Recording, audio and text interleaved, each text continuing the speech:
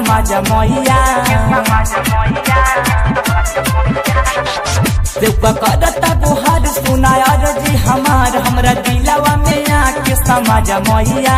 समाज मैया समाज मैया हो माई जैसे बनावलू गवैया अब की बना दैसे तार मैया हो माई जैसे बनावलू गवैया अब की बना दैसे तार मैया ए माई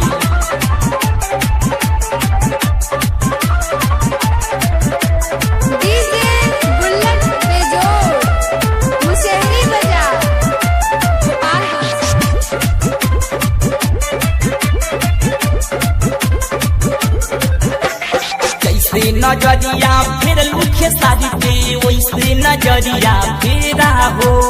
हमारा जिंदगी में बायन अंधेरा कैटा दूसरा बेरा हो ए माया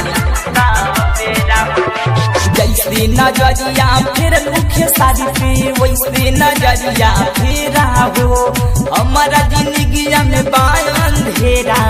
कैटा दूसरा बेरा हो तोहर दुआर सुनाया जी हमारे वो बात रउआ से कहतानी मैया कहतानी मैया कहतानी मैया माई ऐसे बनावलू गवैया अब की बना दाई से तार मैया माई जैसे बनावलू गवैया वैसे बना दाई से तार मैया